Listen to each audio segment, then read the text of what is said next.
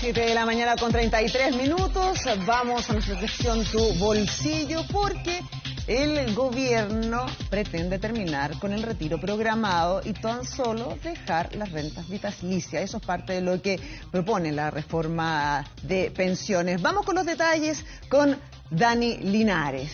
Dani, ¿cómo estás? Muy buenos días. ¿Qué tal? ¿Cómo están? Buenos días. Y una presentación de una reforma previsional que ya se ha comprometido el Ejecutivo a presentarla a finales del mes de octubre.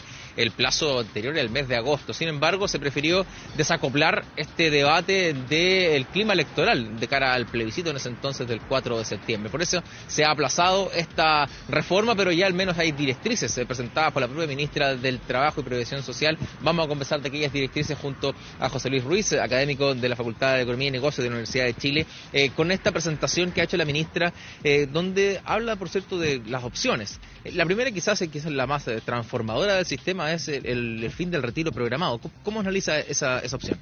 Hola, buenos días. Primero que nada, el eliminar el retiro programado es encauzar el pago de pensiones y prestaciones hacia dar mayor estabilidad, que es lo que uno busca en este sentido. Uno tiene que pensar que las pensiones como una especie de seguros de ingreso en la vejez, que se debieran activar en la vejez cuando las personas ya salen del mercado laboral. Entonces, en este sentido, el retiro programado lo que hacía era generar pago en función del saldo que mantenían las personas en la AFP, y eso no daba estabilidad, porque si la persona tenía una sobrevida mayor a su expectativa de vida al momento del retiro, esto provocaba una disminución importante en el pago de las pensiones. Nos vamos a quedar con la opción de renta vitalicia, o bien puede tener otro nombre. Lo cierto es que al menos ese monto se busca poder modificar la opción de la heredabilidad de ese dinero, porque hoy en el sistema actual eso no es heredable. Eso ocurre justamente, o sea, por construcción una renta vitalicia, las personas le entregan el dinero a una compañía, la cual se encarga de pagar una pensión por el resto de la vida, eliminando dos riesgos importantes en las personas. Uno, el riesgo de inversión, que podemos verlo hoy en día, que los mercados son muy volátiles y por lo tanto la compañía es la que asume ese riesgo, y el riesgo de sobrevida de las personas. Entonces, el renunciar a esos dos riesgos hace que una compañía de seguros se haga responsable, pero recibiendo estos dineros. Se vio que las personas valoran mucho la liquidez de los recursos, y en ese sentido el gobierno está buscando un diseño que permita generar herencia. En este sentido importa mucho ver los detalles, porque actualmente el modelo no funciona de esa manera. Vamos a ver si eso quita competencia, si es poco transparente. Lo analizamos a la vuelta. Vamos a revisar ahí unas gráficas con datos, ¿no, Carla?, respecto a esta modificación que se le va a hacer al sistema de pensiones ya presentada por la ministra Jara. Sí, al menos lo que está proponiendo el gobierno. Vamos a ver cómo sale del Parlamento, pero lo que está hoy día sobre la mesa y la propuesta es esta, ¿no? Que este 10,5% de la cotización actual de AFP pueda ser administrado tanto por un organismo público como por también las AFP, que van a seguir siendo parte del sistema. Aquí no se acaban las AFP y por lo tanto van a existir estas dos alternativas para los nuevos cotizantes. ¿Y qué va a pasar con el 6% adicional, que es lo que se está proponiendo? Esto sí que va a ser administrado por un ente público solidario. Aquí se incorpora esta característica de la solidaridad y no será heredable, que es parte también de la discusión que se ha instalado y de lo que ustedes estaban conversando. Quiero preguntarle a José Luis, ¿cómo se va a hacer para rentabilizar este 6%? Porque hoy día lo que está sobre la mesa, José Luis, es que las pensiones no alcanzan. Las AFP sí logran rentabilizar la plata. La pregunta es cómo este administrador público podría ser más rentable para que tengamos mejores pensiones, que es el objetivo final. La pregunta es muy buena, Carla. O sea, la verdad es que no se ve que la gestión pública vaya a desarrollar algo que sea más rentable, porque en definitiva ese 6% se va a utilizar para mejorar las pensiones de los actuales pensionados y de los próximos a pensionarse. Además que hay que considerar factores demográficos también, o sea, de aquí a un horizonte largo de tiempo vamos a tener 2 personas activas por un pasivo, por lo tanto esto significa que menos personas van a ir contribuyendo por cada pensionado. Por lo tanto, o vamos a tener un sistema donde los beneficios van a tener que ser decrecientes si se quiere tener un sistema sostenible, o el Estado va a tener que colocar recursos.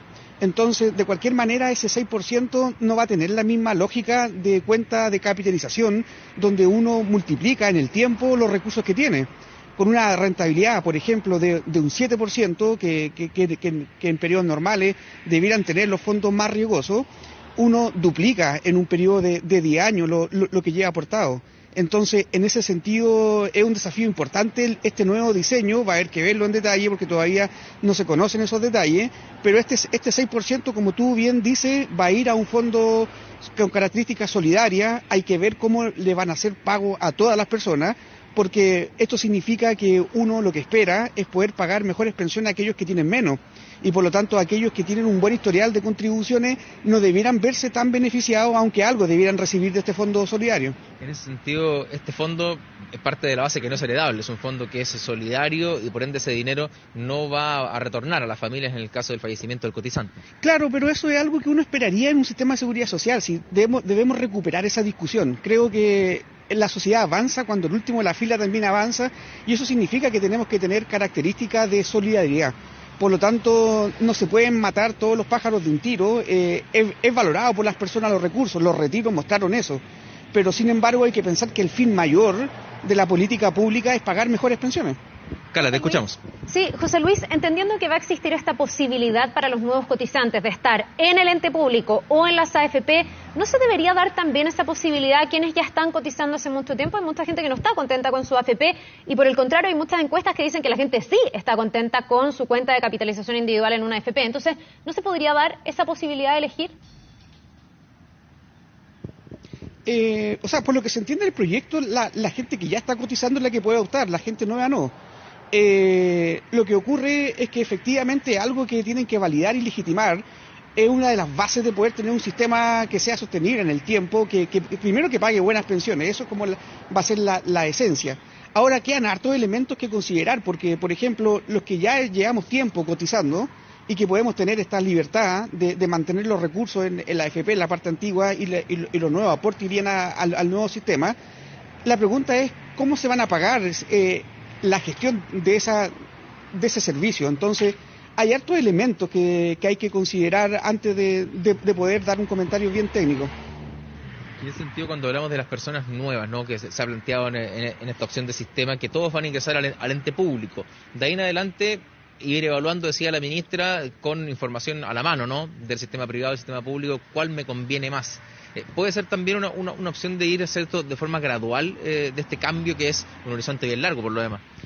Claro, o sea, hay que pensar que en materia de pensiones uno debiera proyectar hacia 50 años al menos el pago de las prestaciones y la estabilidad del sistema. Entonces, en ese sentido va a ser importante ver que este nuevo esquema funcione.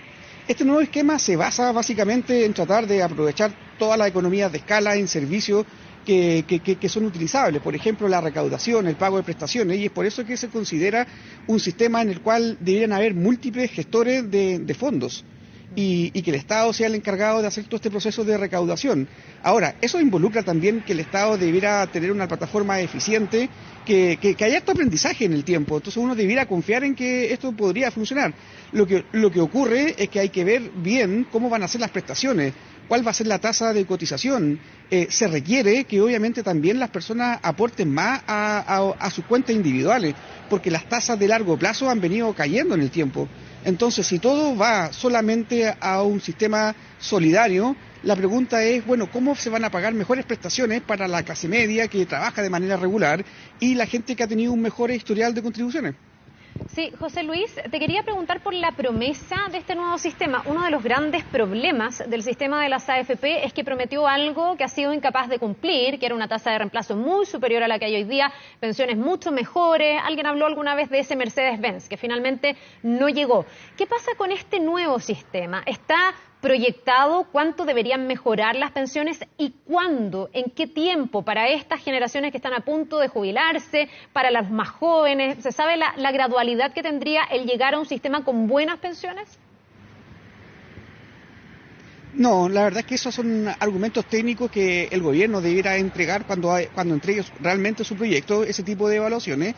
Uno espera que vaya a mejorar para aquellos que poseen menos, pero la pregunta es qué es lo que pasa para toda la población. Debiera ocurrir una mejora, hay una mayor tasa de contribución, pero hay que tener ciertos cuidados porque hay peligro de aumento en la informalidad, por ejemplo. Se va a encarecer el sistema y como las personas no perciben directamente este ahorro como recurso propio, parte la internalizan como impuesto, justamente van a haber mayor incentivo hacia la informalidad, lo cual sería muy dañino en el largo plazo para ellos mismos. Entonces hay que ver bien cómo va a funcionar en concreto este sistema. En esta repartición, ¿no?, de este 16% de cotización, en el lado de la capitalización individual, en el 10%, queda un poco corto de entendiendo que ya el debate se ha hablado, ¿no?, de aumentar esta cotización y este 6% ir completo en este caso al Fondo Solidario no favorece, ¿no?, a quienes hoy día están cotizando regularmente. Claro, o sea, justamente ese como parte de la discusión es importante tener elementos de mayor solidaridad, pero también hay que llegar más recursos hacia las cuentas individuales, que son las que se capitalizan en el tiempo para mejorar las pensiones. Entonces, en ese balance es lo que uno esperaría la discusión. Perfecto, José Luis, muchas gracias por acompañarnos esta mañana con la presentación de este sistema de reforma previsional. Lo cierto que la presentación formal va a ser a finales del mes de octubre, se ha ido aplazando porque también se ha ampliado el diálogo a lo largo de todo el país para buscar un consenso, ¿no?, que permita avanzar en este problema que va a ser una discusión política bien importante en nuestro país los próximos meses. Por cierto que sí, una reforma estructural que está pendiente hace muchos años, le queda un trecho importante, vamos a ver si sale efectivamente del Parlamento de la misma manera en que lo está hoy día esbozando el gobierno. Muy interesante, de gran interés también para todos los ciudadanos. Gracias, Dani, gracias al entrevistado, que tengan ambos un muy buen día.